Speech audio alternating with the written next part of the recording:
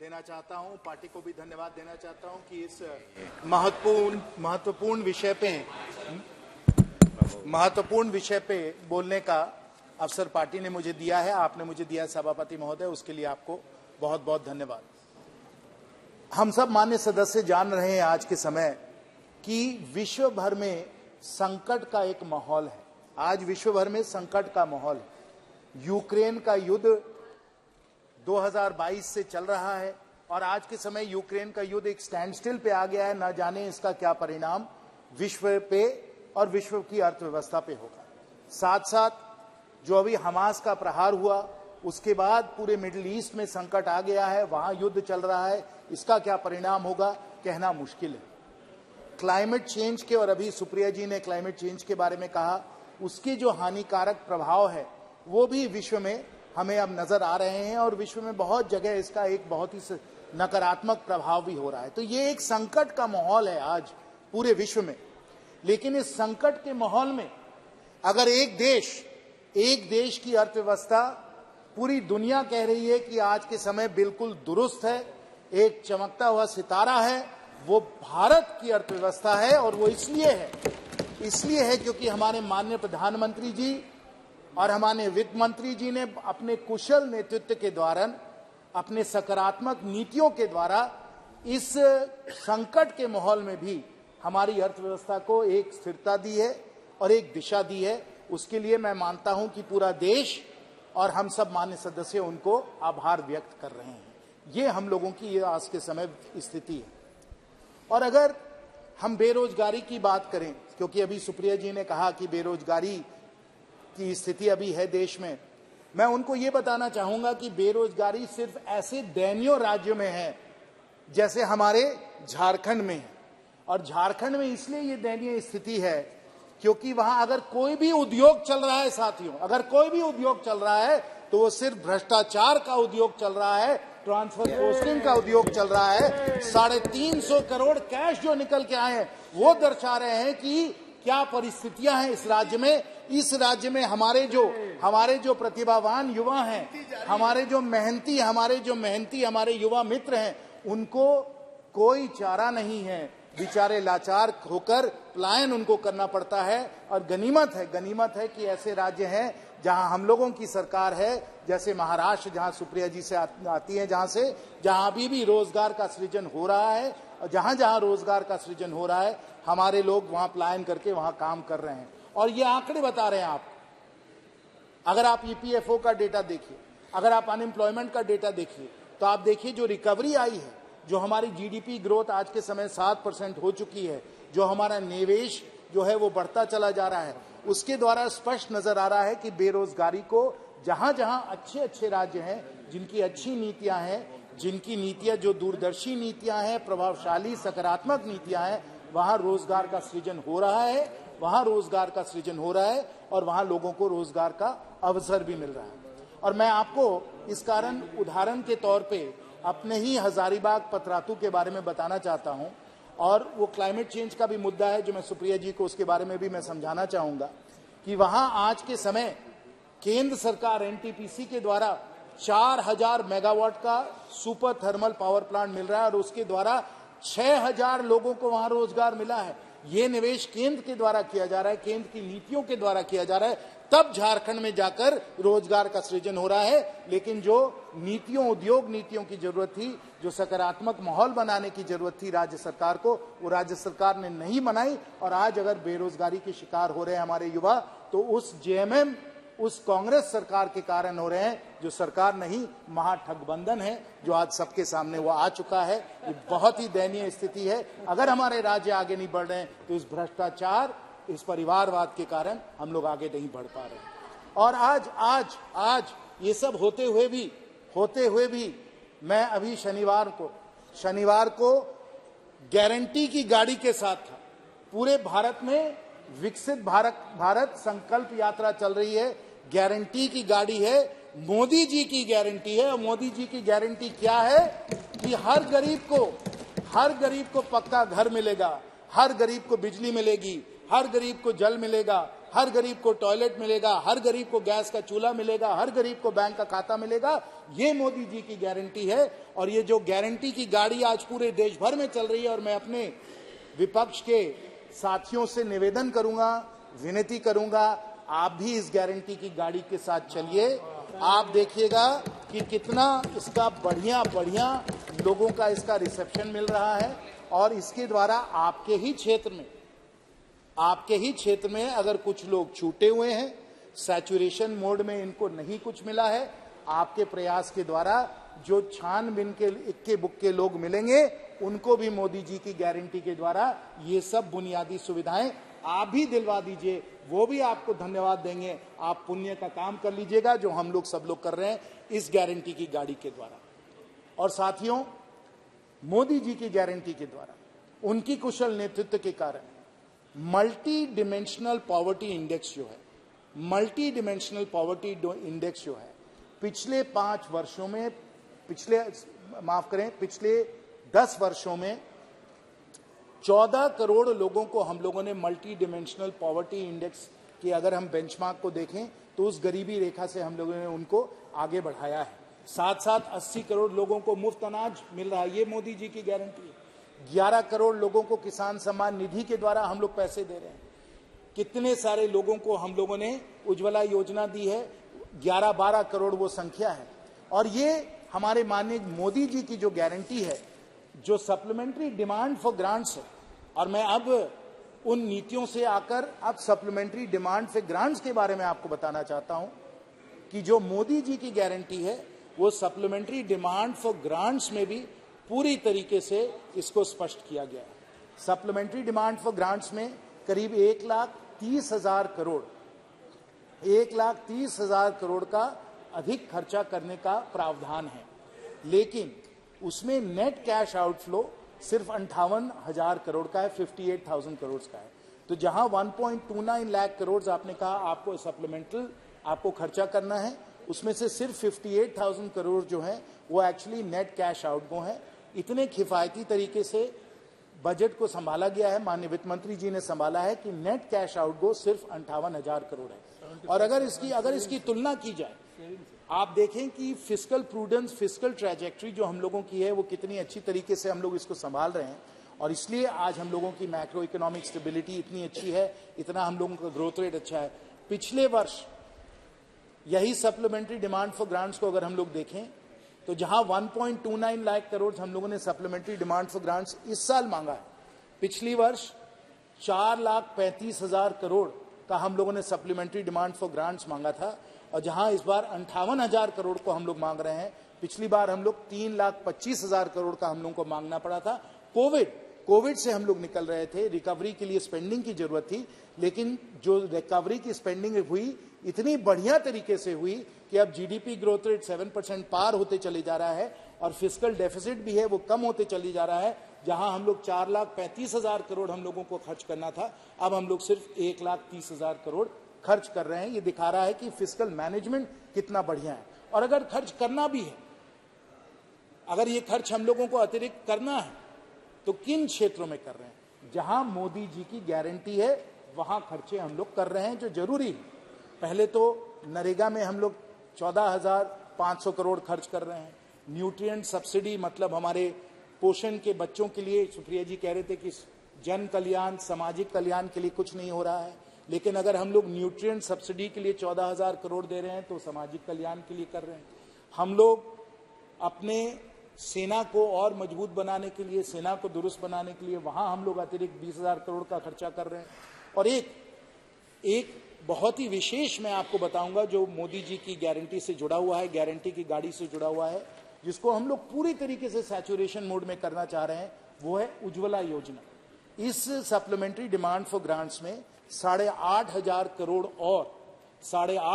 करोड़ और supplementary demand किया गया है उज्ज्वला योजना के लिए। जैसे मैंने कहा, विकसित भारत संकल्प यात्रा चल रही है।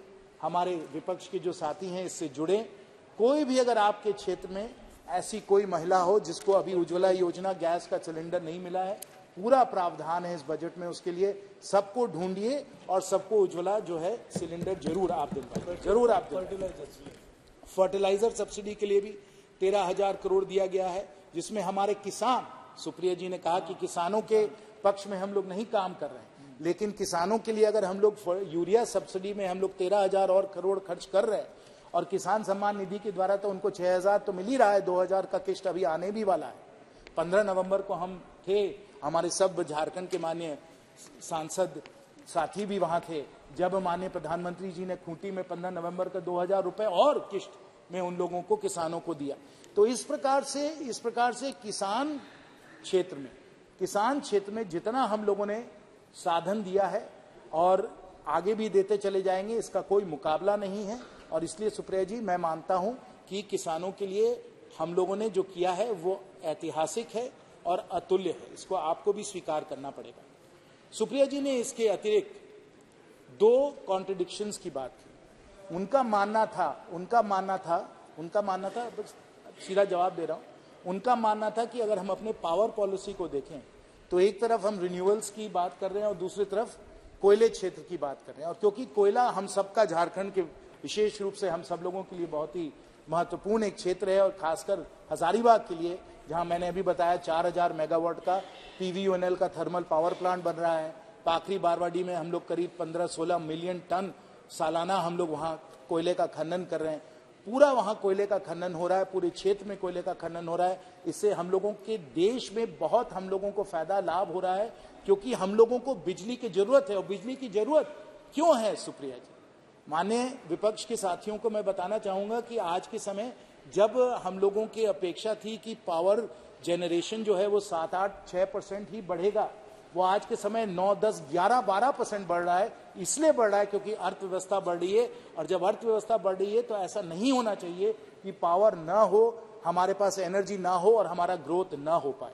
ये हम लोगों के लिए शॉर्ट टर्म के लिए बहुत जरूरी है। और मैं बताऊं कि कॉन्ट्रडिक्शन क्यों नहीं इसमें, क्योंकि माननीय प्रधानमंत्री जी ने घोषणा की है कि नेट जीरो हम लोग 2070 तक हम लोग इसको हासिल करेंगे, 2070। तो आज के समय जो कोयला आ रहा है, आज के समय जो कोयला का उत्पादन हो रहा है, जो हम लोग थर्मल पावर प्लांट पतरातू में बना रहे हैं, वो पूरी तरीके से उसको उपयोग करते हुए, अपनी अर्थव्यवस्था को दुरुस्त बनाते हुए, उसको हम लोग 2070 तक रिटायर करके नेट जीरो हासिल कर लेंगे। यही इसका एक पूरी तरीके से प्लानिंग है। आप इसको कॉन्ट्रडिक्शन ना समझे, इसको लॉन्ग टर्म प्लानिंग आप समझिए।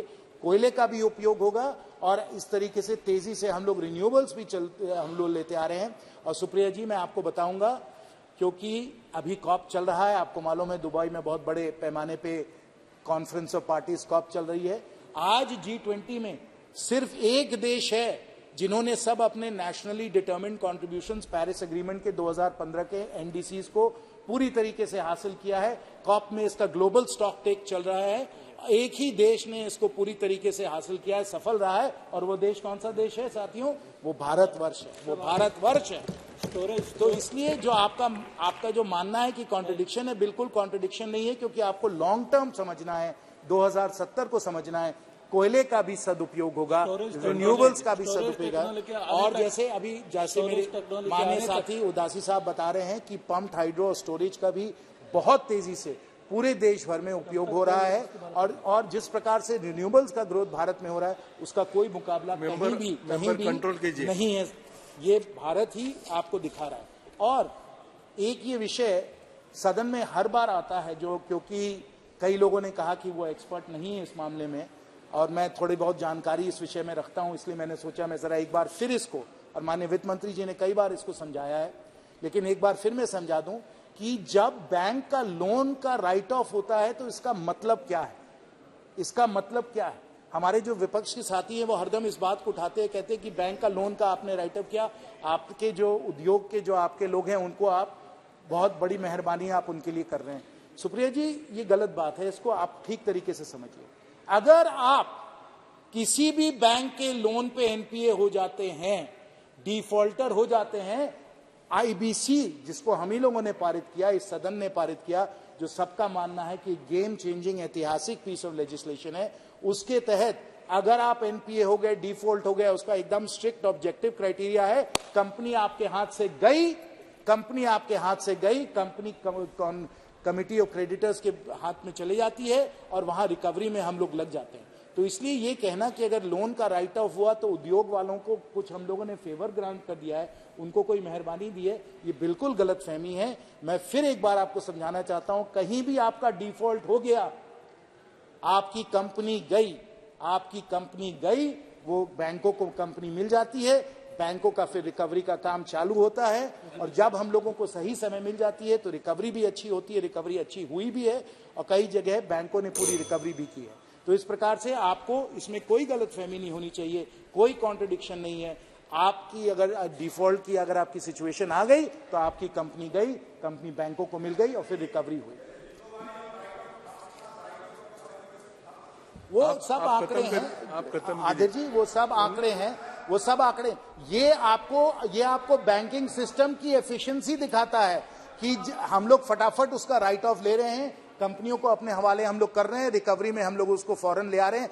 जब आपकी सरकार थी तो कोई ऐसा नहीं होता था, कोई आपको अगर डिफॉल्ट हो गए तो आपकी कंपनी नहीं जाती थी, आप बस लोन को फोन बैंकिंग के द्वारा एवरग्रीनिंग करते थे और वो कंपनी उसी उद्योग वालों के पास रहती थी। मेहरबानी आप करते थे, हम मेहरबानी नहीं करते हैं, हम देश की जनता को जो उनका अधिकार है वो हम देते हैं। और इसलिए मैं आपको बताना चाहता हूं कि आज आपने कहा सुप्रिया जी की हमारी इकोनॉमी थी वो अब सेविंग्स की इकोनॉमी थी, वो कंजम्पशन की इकोनॉमी बन गई, वो गलतफहमी, वो भी गलतफहमी।